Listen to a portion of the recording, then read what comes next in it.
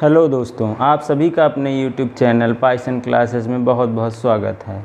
अभी तक हमने क्लास 9th की पहली यूनिट को कवर कर लिया है। अगर आपने अभी तक वो वीडियो ना देखे हों तो सभी वीडियो के लिंक डिस्क्रिप्शन में आपको दिए गए हैं।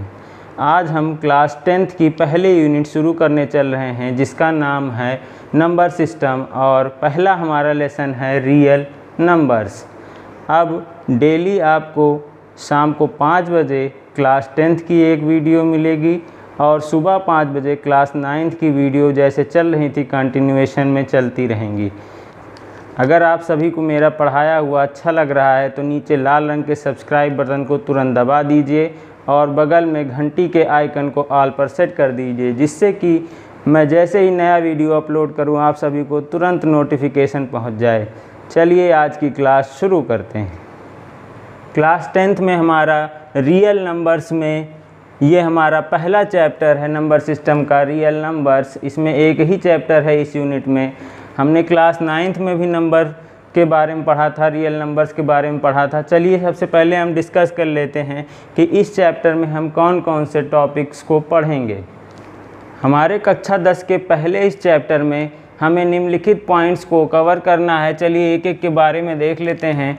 सबसे पहला पॉइंट है हमारा यूक्लिड्स डिवीज़न लेमा। यूक्लिड विभाजन प्रमेयिका क्या होती है इसके बारे में सीखना है। यूक्लिड विभाजन प्रमेयिका क्या होती है इसके बारे में सीखेंगे। दूसरा है find LCM and HCF using Euclid division algorithm. Euclid कलन विधि द्वारा लासा तथा मासा निकालना। तीसरा रहेगा some applications of Euclid division lemma. Euclid विभाजन प्रमेयिका के कुछ अनुप्रयोग पढ़ेंगे। चौथा रहेगा हमारा फंडामेंटल थ्योरम ऑफ अरिथमेटिक्स, अंकगणित के आधारभूत सिद्धांत। पांचवा है हमारा रेशनल नंबर्स, परिमेय संख्याएं। छठवां है हमारा to test whether a given number is terminating decimal और नॉन टर्मिनेटिंग डेसिमल। यह चेक करना कि एक दी गई संख्या शांत या अशांत दशमलव के रूप में है। सातवां पॉइंट है हमारा इर्रेशनल नंबर्स, अपरिमेय संख्याएं। आप सभी इसका स्क्रीनशॉट ले लीजिए जिससे आप इसे एक कॉपी में नोट कर लें। इसी के क्रम में हम लोग पढ़ेंगे। चलिए अपना पहला टॉपिक शुरू करते हैं। हम अपना यूक्लिड डिवीज़न लेमा शुरू करने से पहले हम क्लास 9th में नंबर सिस्टम हमने जो पढ़ा था एक जल्दी से उसका रिवीजन कर लेते हैं बहुत ही छोटे वेन डायग्राम की सहायता से। चलिए देखते हैं। सबसे पहले हमने सीखा था नेचुरल नंबर्स के बारे में जिसे n से डिनोट करते थे। n बराबर 1 से लेकर के जितनी भी संख्याएं होती थी ये था हमारा नेचुरल नंबर। फिर दूसरा हमने सीखा था होल नंबर्स जिसे हम W से रिप्रेजेंट करते थे। यहाँ पर 0 आ जाता था और ये सभी इसी के अंतर्गत आते थे। अब यहीं पे हमसे सवाल पूछा जाता है कि क्या सभी नेचुरल नंबर होल नंबर हैं? क्या all natural numbers are whole numbers? तो हाँ सर हैं, क्योंकि ये सभी इसमें इसी के अंतर्गत हैं, बड़े वाले सर्किल के अंतर्गत हैं। अगर हमसे पूछा जाए क्या सभी होल नंबर्स नेचुरल नंबर हैं तो हम नहीं कह सकते क्या all whole numbers are natural numbers. तो ये सर गलत है क्योंकि 0 इस सर्किल के बाहर है। तीसरा हमने पढ़ा था इंटीजर्स, पूर्णांकों के बारे में। पूर्णांक क्या थे? पूर्णांक सर 2 प्रकार के थे, धनात्मक पूर्णांक और ऋणात्मक पूर्णांक। तो यहाँ पर अगर ये -1, -2, -5 ऐसे कर के यहाँ पर ये सारे हैं, और सारे प्लस वाले अगर देखे जाएं तो 0 भी इसी में आता है और प्लस वाले इसके अंतर्गत आते हैं। अतः कोई हमसे पूछे क्या सभी नेचुरल नंबर्स पूर्णांक होते हैं तो हाँ सही है, all natural numbers are integers. क्या सभी होल नंबर्स पूर्णांक होते हैं? क्या all whole numbers are integers? तो हाँ सर होते हैं, क्योंकि ये छोटा वाला ये सर्किल के अंदर जो भी हैं तो वो इसमें ज़रूर होंगे। फिर हमसे पूछेगा क्या सभी पूर्णांक होल नंबर्स होते हैं? तो हम नहीं कह सकते क्योंकि ये -1 ये सब इस सर्किल के अंतर्गत नहीं आ रहा है। फिर हमसे पूछता है क्या सभी पूर्णांक नेचुरल नंबर्स होते हैं? तो नहीं है, क्योंकि -1 -2 ये सभी नेचुरल नंबर्स नहीं हैं। इसका उल्टा भी हमसे पूछ सकता है, क्या सभी नेचुरल नंबर्स पूर्णांक है? नहीं होते। क्या सभी होल नंबर पूर्णांक है? सर नहीं होते हैं। यहाँ पर हमने पूर्णांकों के बारे में पढ़ा, इंटीजर्स के। इसके बाद आया था हमारा रेशनल नंबर। रेशनल नंबर जिसे हमने R से डिनोट किया था। रेशनल नंबर्स में सारे पूर्णांक तो आते ही हैं, इसमें ऐसी संख्याएं आती हैं जो P/Q के फॉर्म में हों, जैसे 2/3, -2/3, -5/6, इसी तरीके की सारी संख्याएं, ये सभी रेशनल नंबर्स कहलाते हैं। अब हमसे फिर इसमें पूछ सकता है, क्या सभी नेचुरल नंबर्स रेशनल नंबर्स होते हैं? तो हम कह सकते हैं कि हाँ, क्योंकि ये बड़े वाले सर्किल के अंतर्गत नेचुरल नंबर आता है। सभी प्राकृत संख्याएं रेशनल नंबर्स होती हैं। क्या सभी होल नंबर्स रेशनल नंबर होते हैं? हाँ सर, होते हैं। क्या सभी इंटीजर, सभी पूर्णांक रेशनल नंबर्स होते हैं? हाँ, होते हैं। क्या सभी रेशनल नंबर्स, सभी परिमेय संख्याएं पूर्णांक होती हैं? यह जरूरी नहीं है। क्या सभी परिमेय संख्याएं होल नंबर होंगी? ये भी जरूरी नहीं है। क्या सभी परिमेय संख्याएं नेचुरल नंबर होंगी? यह भी जरूरी नहीं है। अब इसके बाद हमारा इर्रेशनल नंबर्स बचा था, जो कि इसके अंतर्गत नहीं आता है। यहाँ पर इर्रेशनल नंबर है।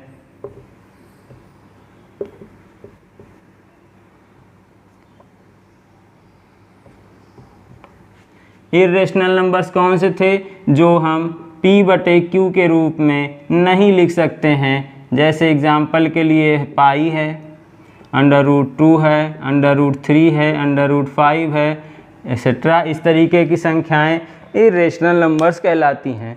ये था हमारा क्लास 9th का इंट्रोडक्शन था नंबर सिस्टम के बारे में।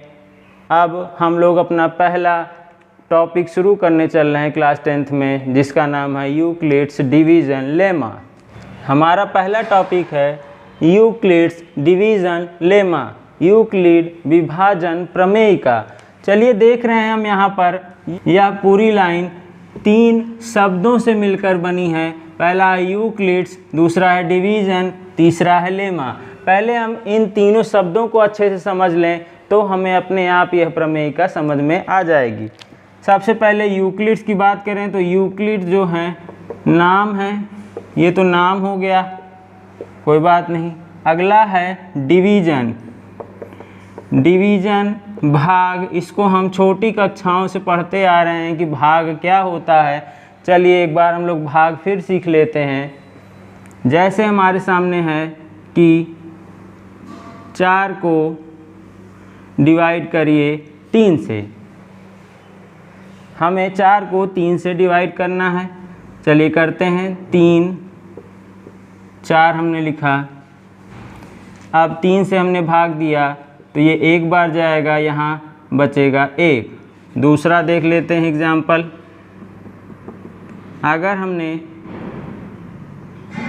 अगर हमें 5 दिया हो, इसे 3 से डिवाइड करना हो, तो हम क्या करेंगे? 3 लिखेंगे, यहाँ 5 लिखेंगे, ये एक बार जाएगा, यहाँ शेष 2 बच रहा है। तीसरा है 6 को अगर 3 से डिवाइड करें, सर 3 लिखेंगे, 6 लिखेंगे, ये 2 बार जाएगा, यहाँ कुछ नहीं बच रहा है, अर्थात यहाँ 0 बच रहा है।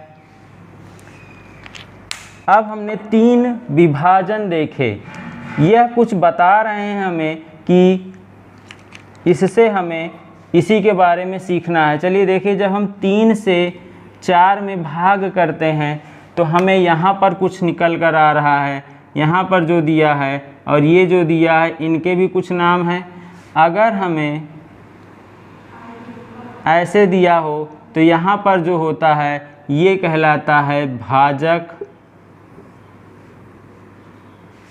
ये कहलाता है, बीच वाले को कहते हैं भाज्य, यहाँ पर जो आता है इसको कहते हैं भागफल, और नीचे यहाँ पर जो आएगा भाजक गुणे भागफल आएगा, यहाँ भाजक गुणे भागफल, यहाँ पर इसमें से जब इसको घटाएंगे तो ये आएगा शेषफल। जब भी हम भाग करते हैं तो हमारे सामने ये स्थितियाँ उभर कर आती हैं। तो सर ये जो पहला लिखा रहता है इसका नाम क्या है? इसको कहते हैं डिवाइज़र। और बीच वाले को अंग्रेजी में कहते हैं डिविडेंड, भाज्य इसको बोलते हैं कोशेंट, और यहाँ जो बचा है इसको बोलते हैं रिमाइंडर। जब भी हम भाग कर रहे हैं तो हमारे सामने ऐसे ही लिखा जाता है भाग। तो यहाँ पर अगर हम 3 को कहें तो 3 भाजक है, ये भागफल है, यहाँ ये शेषफल है। ये भाजक है, ये भागफल है, ये शेषफल है। ये भाजक है, ये भागफल है, ये शेषफल है। देखिए यहाँ पर शेषफल 1 था, यहाँ 2 था, यहाँ 0 हो गया, क्योंकि 3 जैसे ही आएगा वो 3 से कट जाएगा। अतः हम इस तरीके की प्रक्रिया को कुछ लिख सकते हैं। चलिए देखते हैं इसको कैसे और लिख सकते हैं। इसको अगर हमें लिखना हो तो हम लिख सकते हैं कि सर 4 बराबर होता है 3 गुणे 1 प्लस 1। 4 बराबर माने जो भाज्य है ये किसके बराबर है? 3 गुणे 1। 3 क्या था? भाजक, 1 क्या था? भागफल, और नीचे क्या बचा था? शेषफल। चलिए इसी तरीके से इसमें भी देख लेते हैं। सर 5 को हम लिख सकते हैं 3 इंटू 1 प्लस 2। 6 को हम लिख सकते हैं 3 इंटू 1 2 प्लस 0। तो हम यहाँ पर देख रहे हैं कि हम एक प्रक्रिया के तहत जो हमें भाज्य दिए गए हैं इनको हम भाजक तथा भागफल और शेषफल के रूप में लिख सकते हैं। अतः हम कह सकते हैं यहाँ से कि यहाँ पर डिविडेंड बराबर है, ये है हमारा डिवाइज़र, ये है डिवाइज़र, इनटू ये 1 क्या है? यहाँ पर 1 है कोशेंट प्लस रिमाइंडर।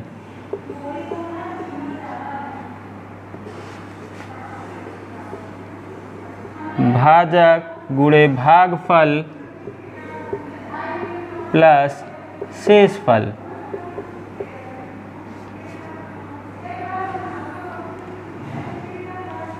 अभी तक हमने डिवीज़न भाग के बारे में इतनी चीज़ें सीखी कि सर यहाँ जो बीच में है इसको डिविडेंड बोलते हैं, यहाँ पर भाजक है, डिवाइज़र है, यहाँ पर जो आएगा वो कोशेंट है, भागफल है, यहाँ पर जो बचेगा इसको घटाने के बाद वो शेषफल है, इसको रिमाइंडर बोलते हैं।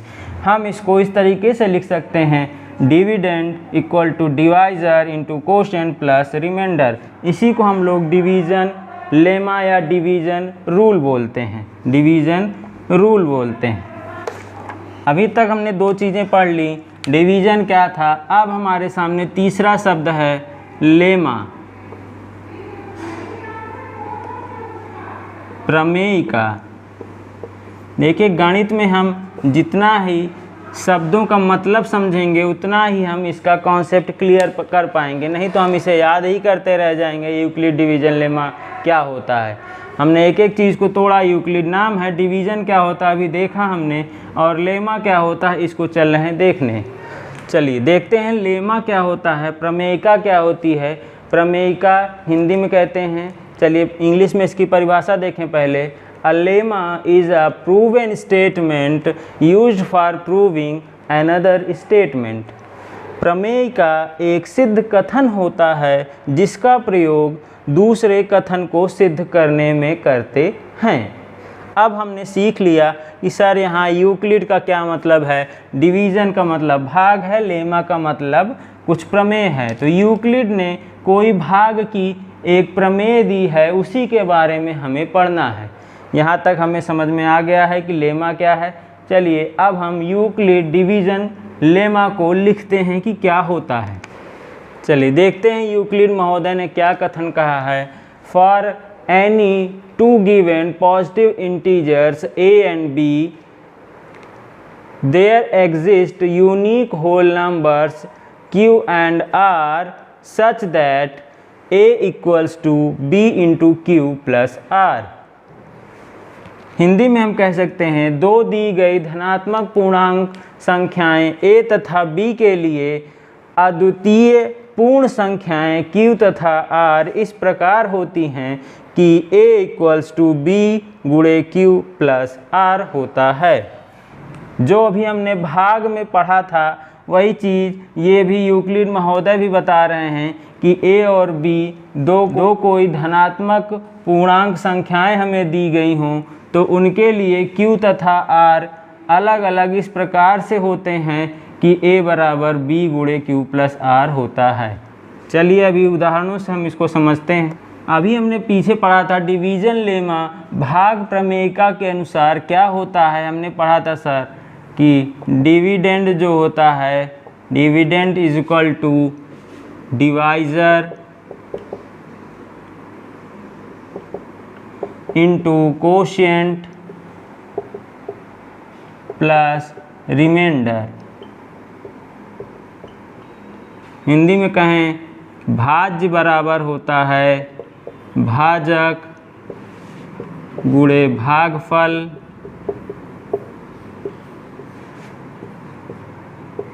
प्लस शेषफल।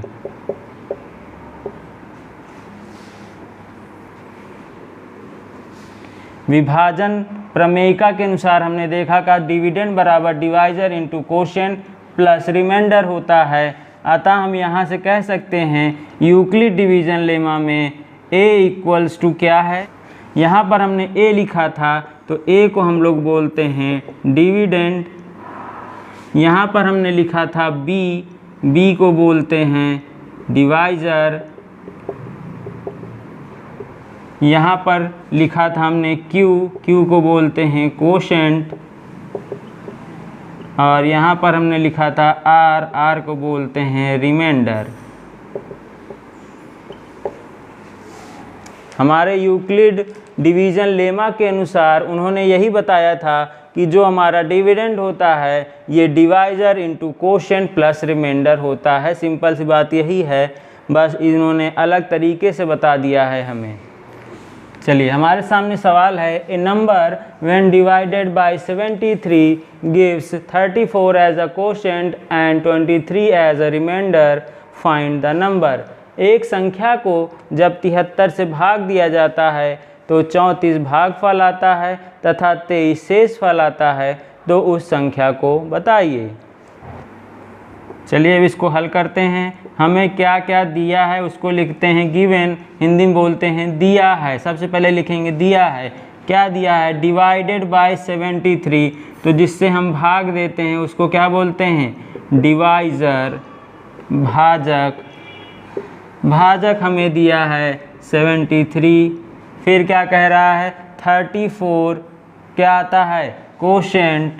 कोशेंट इक्वल्स टू, इसको बोलते हैं भागफल बराबर 34 आता है। और क्या दिया है 23 हमारे पास रिमाइंडर बच रहा है। शेषफल कितना आया है 23। तो हमें फाइंड क्या करना है, फाइंड क्या करना है नंबर। नंबर को फाइंड करना है कि वो संख्या कौन सी है। चलिए इस संख्या को निकालते हैं। हमने पढ़ा था by Euclid's division lemma, Euclid division प्रमेयिका के अनुसार हमने पढ़ा था, क्या पढ़ा था कि सर डिविडेंड जो होता है वो divisor into quotient plus remainder के बराबर होता है, ये हमने पढ़ा था। अब यहाँ पर जो जो मान दिए गए हैं उनको रख दीजिए। हमें सर डिविडेंड निकालना है। डिवाइज़र कितना दिया गया है 73, कोशेंट कितना दिया गया है 34, प्लस रिमाइंडर कितना दिया गया है 23। इसको जब गुणा करेंगे तो ये आएगा 2 4 8 2 प्लस 23। इन दोनों को जोड़ देंगे 3 2 5 8 2 10 4 1 5, ये आया 2505। यही हमारी संख्या थी। उम्मीद करता हूँ कि आप लोग डिवीज़न लेमा को सीख गए होंगे। बस इतना ही है। इसी तरीके के सवाल हमारे डिवीज़न लेमा पर आएंगे। चलिए नेक्स्ट देखते हैं। नेक्स्ट टॉपिक है हमारा यूक्लिड्स डिवीज़न एल्गोरिदम। यूक्लिड विभाजन एल्गोरिदम क्या होता है, इसको सीखते हैं।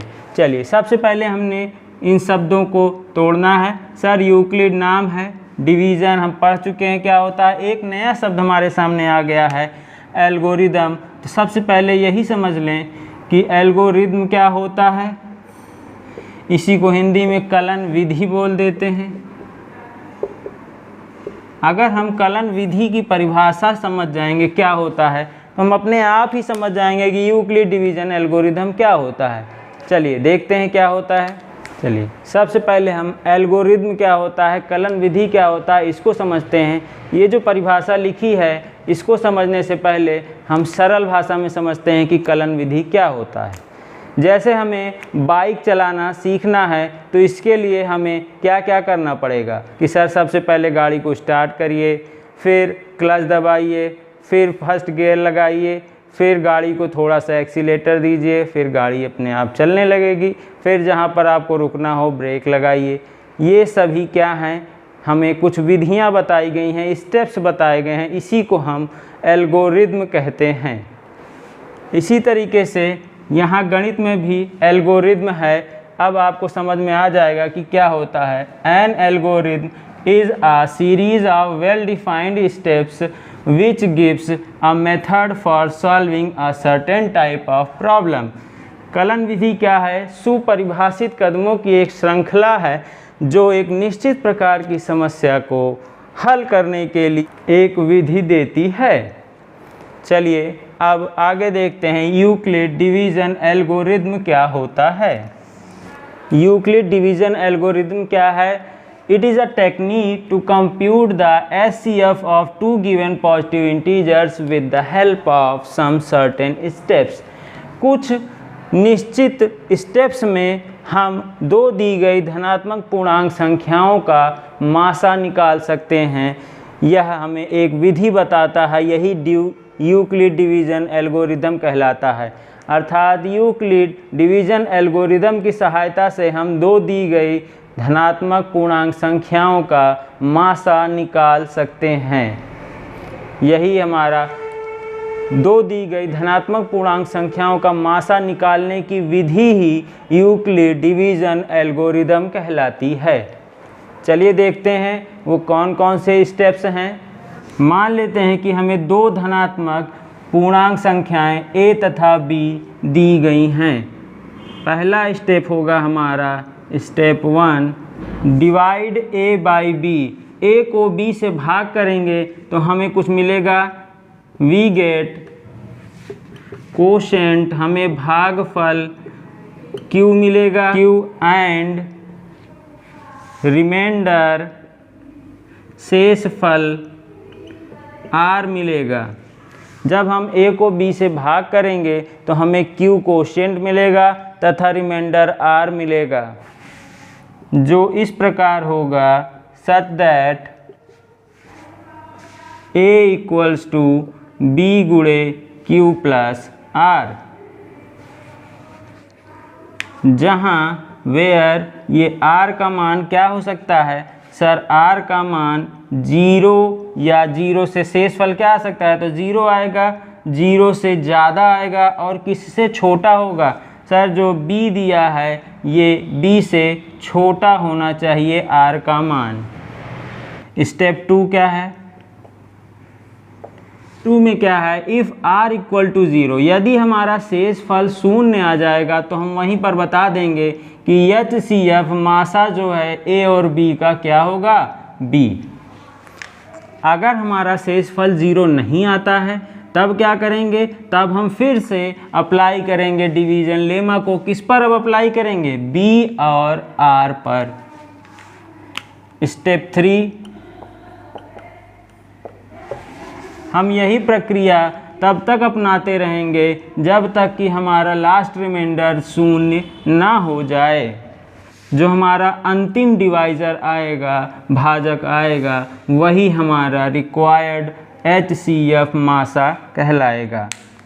चलिए एक बार फिर से इसको देख लें कि कौन कौन से स्टेप्स हमें यूक्लिड डिवीज़न एल्गोरिथम में फॉलो करने हैं। सबसे पहले क्या करेंगे, अगर हमें a और b दो संख्याएं दी गई हैं तो a को b से भाग करेंगे और हमें भागफल q तथा शेषफल r मिलेगा, जो इस प्रकार होगा कि a बराबर b into Q plus r, जहाँ r का मान 0 या 0 से बड़ा होगा और लेस देन b होगा। अगर 0 आ जाएगा स्टेप 2 में तो हमारा HCF जो होगा वो b के बराबर होगा। अगर 0 नहीं आता है तो हम फिर से यही डिवीज़न प्रक्रिया अपनाएंगे। अब किस पर अपनाएंगे, b और r पर, जब तक कि हमारा रिमाइंडर शून्य ना हो जाए। जो हमारा लास्ट डिवाइज़र होगा वही हमारा रिक्वायर्ड HCF होगा। चलिए इसको हम कुछ उदाहरणों से देखेंगे तो और स्पष्ट हो जाएगा। चलिए पहला उदाहरण है हमारे सामने, use Euclid division algorithm and find HCF। Euclid विभाजन एल्गोरिदम का प्रयोग करके दी गई संख्याओं का मासा निकालिए। चलिए हमारे सामने उदाहरण है 405 और 2520। इसको हल करते हैं। देखिए यहाँ पर हमारा पहला स्टेप रहेगा डिवाइड 2520 बाई 405। छोटी संख्या को b मान लेंगे, बड़ी संख्या को a। तो हमने स्टेप 1 लिखा था डिवाइड a बाई b, तो यहाँ पर a 2520 के बराबर है और b 405 के बराबर है। चलिए डिवाइड करते हैं।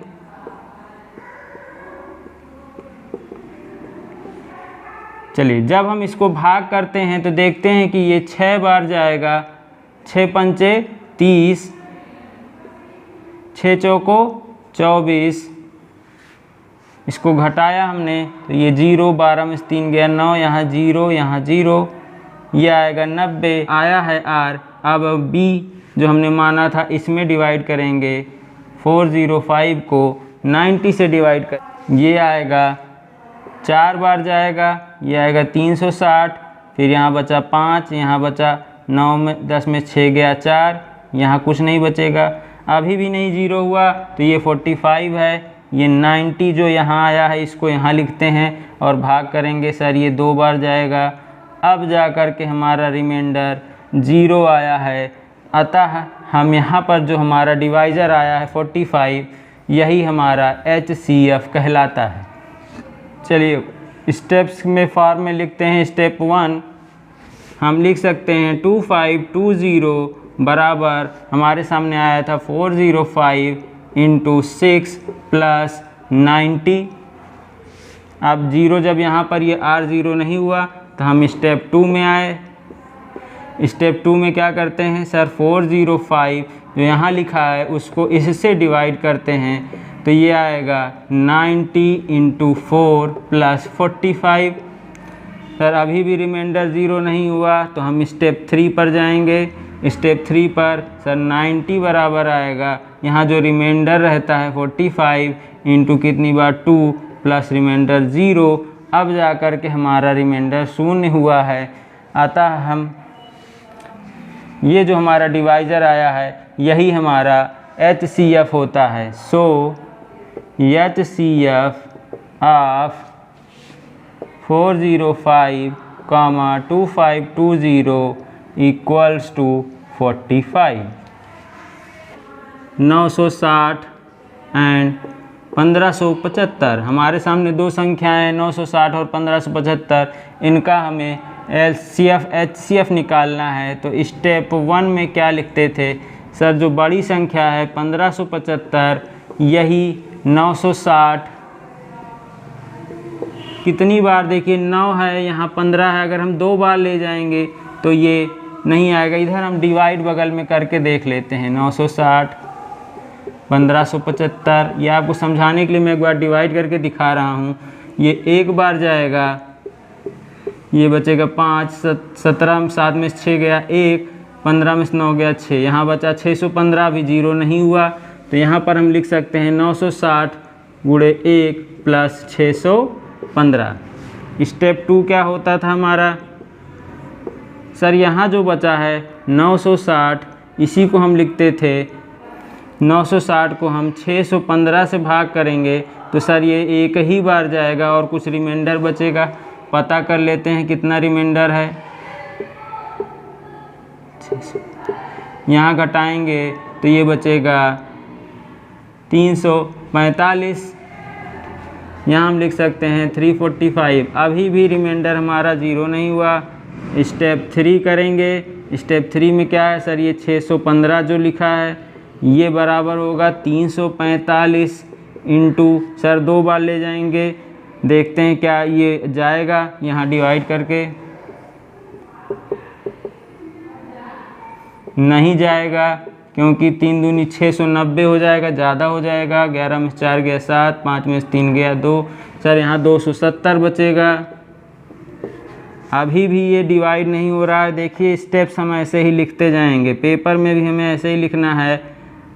345 बराबर 270 गुणे 1 प्लस, यहाँ 270 से 345 में भाग करेंगे, क्या बचेगा देखते हैं।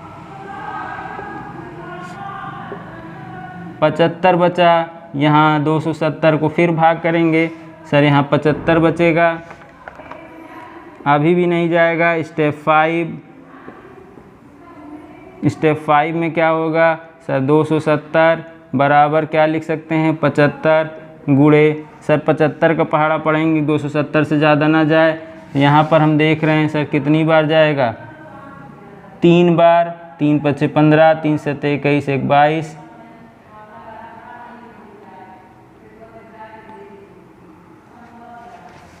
तीन बार गया तो यहाँ पर शेषफल 45 बचा। अब फिर हम आगे देखते हैं स्टेप 6। स्टेप 6 में सर 75 बराबर 45 गुणे 1 प्लस 30 बचेगा। फिर अभी भी 0 नहीं हुआ है। स्टेप 7 सर 45 बराबर 30 गुणे 1 प्लस 15, अभी भी 0 नहीं हुआ। तो स्टेप 8 आएगा, 30 बराबर 15 गुणे 2 प्लस 0। यहाँ पर जाकर हमारा 0 हो रहा है तो हमारा लास्ट डिवाइजर है 15। अतः हम कह सकते हैं कि हमारा आंसर होगा HCF = 15। चलिए एक सवाल और हम देखते हैं। Use Euclid algorithm to find HCF of 1651 and 2032, express HCF in 1651 m plus 2032 n। Euclid विभाजन एल्गोरिदम का प्रयोग करके 1651 तथा 2032 का मासा निकालिए तथा इस मासा को जो आएगा उसको 1651 m प्लस 2032 n के रूप में लिखिए। चलिए सॉल्यूशन करते हैं। स्टेप 1 क्या था हमारा सर, जो बड़ी संख्या है 2032 ये बराबर होनी चाहिए 1651 गुणे, सर ये 2 बार नहीं जा सकता, एक ही बार जाएगा, प्लस रिमाइंडर कितना 2 में से 1 गया 1, यहाँ 3 में से 5 नहीं जाएगा, 13 में से 5 गए 8, यहाँ बचेगा 9 में से 6 गए 3। जब हमने यहाँ पर भाग करके देखा तो हमारे 3 स्टेप्स लगे तो हमारा डिवाइजर यहाँ पर हमें रिमाइंडर 0 कर पाया। तो स्टेप 1 में हमने ये लिखा। स्टेप 2 में क्या लिख सकते हैं सर, 1651 बराबर हो सकता है 381 इंटू 4 प्लस 127। स्टेप 3 में क्या लिख सकते हैं सर, 381 = 127 इंटू 3 प्लस 0। 3 स्टेप्स हमारे लगे। यहाँ हम तीनों को समीकरण 1, 2 तथा 3 नाम दे सकते हैं। यहाँ से हम कह सकते हैं कि हमारा HCF क्या आया। सो HCF ऑफ 1651 एंड 2032 = 127। HCF हमारा कितना आया 127, मगर हमें HCF के बाद भी कह रहा है express HCF in the form 1651 m plus 2032 n। Now express क्या हमें एक्सप्रेस करना है सर? जो हमारा HCF है उसको कह रहा है कि 1651 यम तथा 2032 यन के फॉर्म में रिप्रेजेंट करिए, जहां हमें यम और यन का मान पता करना है। चलिए हम इक्वेशन 2 की सहायता से देख रहे हैं कि इक्वेशन 2 में 127 आ रहा है। इस 127 को फ्रॉम इक्वेशन 2 की सहायता से 127 को हम क्या लिख सकते हैं? 1651 माइनस 381 इंटू 4। हमने इसका पक्षांतर कर दिया तो हमें 127 बराबर ये और हम क्या लिख सकते हैं? 127 बराबर 1651 माइनस 381 की वैल्यू हम यहाँ से निकालेंगे तो हमें आएगा 2032 माइनस 1651 इंटू 1 और ये 4 हाई है यहाँ पर फ्रॉम इक्वेशन 1। चलिए अब इसको हम लिख सकते हैं 1651 तो रहेगा ही, इस 4 का अंदर मल्टीप्लाई कर दें, 4 गुणे 2032 प्लस ये माइनस माइनस प्लस हो जाएगा 4 गुणे 1651। चलिए इसको हल कर लेते हैं। 4 1651 और 1 1651 ये मिल कर के 1651 गुणे 5 माइनस 2032 गुणे 4। अब देखिए हमें एक्सप्रेस करना है इस फॉर्म में, तो यहाँ प्लस चाहिए, तो हम अगर यहाँ प्लस लाएंगे तो ये 1651 गुणे 5 प्लस 2032 गुणे यहाँ माइनस 4 हो जाएगा। अब हम यहाँ से तुलना करके बता सकते हैं, इसको नाम दे दें इक्वेशन 4। अब यहाँ ऑन कंपेयर कर लीजिए विद इक्वेशन 4, इक्वेशन 4 के साथ इसकी तुलना करिए तो हम देख सकते हैं कि सर यहाँ पर 127 है, यहाँ पर हम यम बराबर कह सकते हैं कि यम बराबर यहाँ पर 5 है, यन की वैल्यू निकालेंगे तो ये -4 के, हमारा आंसर होगा यम बराबर 5 के, यन बराबर -4 के। मुझे उम्मीद है कि आप सभी को यूक्लिड डिवीज़न लेमा और यूक्लिड डिवीज़न एल्गोरिदम अच्छी तरीके से समझ में आ गया होगा। यहीं पर हमारा आज का लेक्चर ख़त्म होता है और अब हम लोग नेक्स्ट वीडियो में इसके आगे के टॉपिक्स को कवर करेंगे। तब तक आप यूक्लिड डिवीज़न लेमा पर कुछ सवाल अपनी बुक से लगा सकते हैं। अगर आपको मेरे वीडियो पसंद आ रहा हो तो इस वीडियो को लाइक करिए और नीचे जो सब्सक्राइब बटन है इसको प्रेस करके सभी पर नोटिफिकेशन ऑल पर सेट कर दीजिए, जिससे कि मैं जैसे ही नया वीडियो अपलोड करूं आप सभी को तुरंत मिल जाए।